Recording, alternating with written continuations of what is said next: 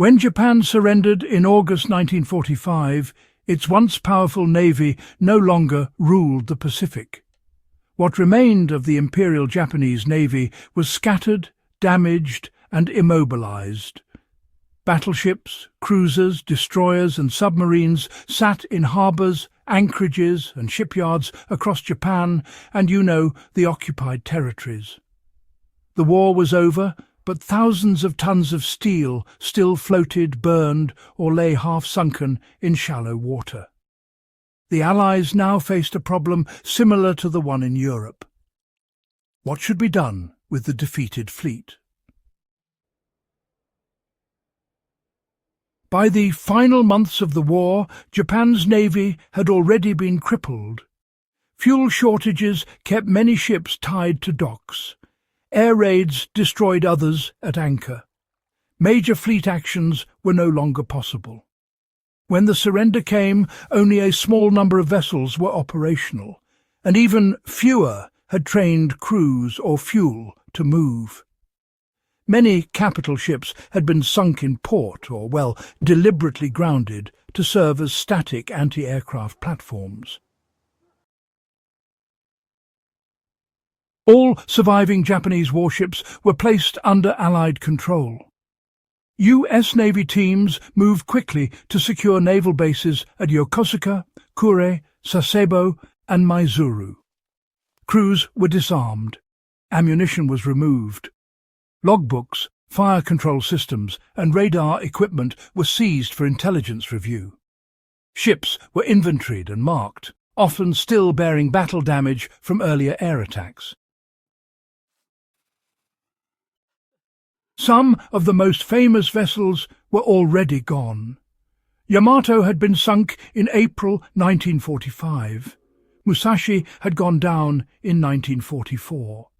Many cruisers and destroyers lay wrecked in shallow harbours, visible reminders of Japan's defeat.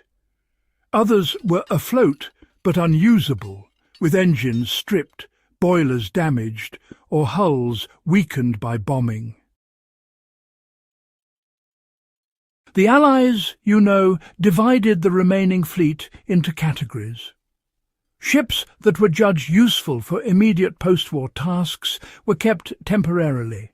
These included destroyers, escorts, and small patrol vessels. Now, their role was not combat. Instead, they were used to clear mines, repatriate Japanese soldiers and civilians from former overseas territories, and transport supplies during the occupation. For several years, former Imperial Navy ships sailed under Allied supervision, performing humanitarian and logistical missions. Larger combatants, they faced a different fate. Battleships and heavy cruisers were considered politically and strategically unacceptable for Japan to retain. So the Allied occupation authorities ordered them disarmed and prepared for disposal. Some were studied first, though. U.S. engineers examined armour layouts, turret mechanisms, and damage patterns to better understand naval combat lessons from the Pacific War. A few ships were transferred to Allied nations as reparations. The Soviet Union received several destroyers and smaller vessels, which were briefly incorporated into its fleet before being scrapped. China also received former Japanese ships, though many were in poor condition and, honestly, saw only limited service. These transfers were temporary solutions, not long-term integrations. One of the most dramatic ends came through weapons testing. In 1946, several captured Japanese warships were selected as target ships during Operation Crossroads, the United States nuclear tests at Bikini Atoll.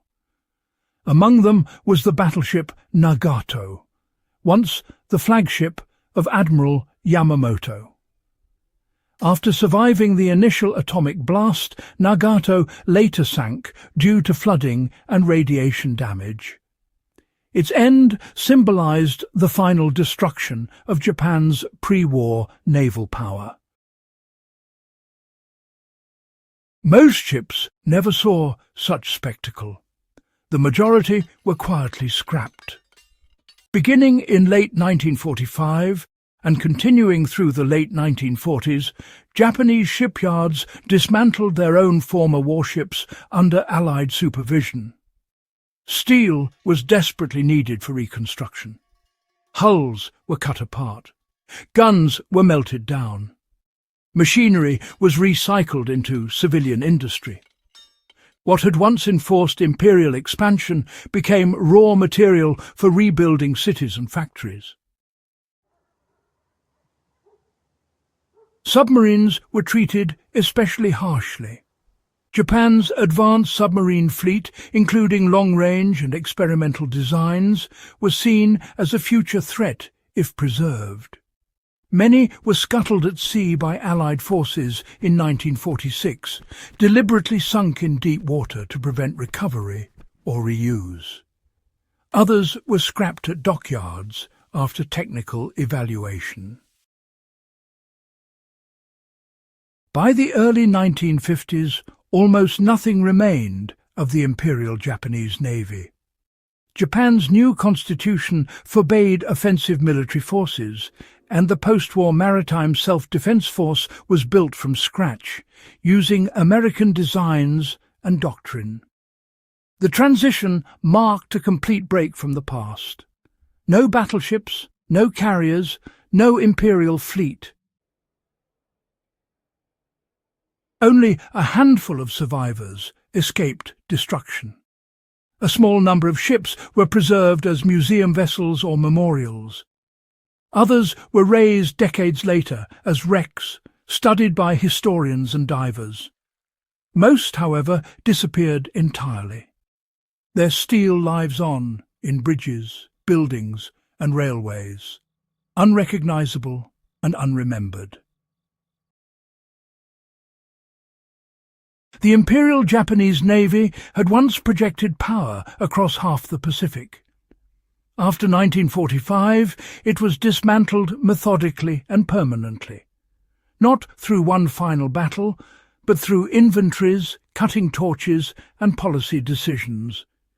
Its destruction reshaped naval warfare, reinforced post-war demilitarization, and closed the chapter on one of history's most formidable fleets.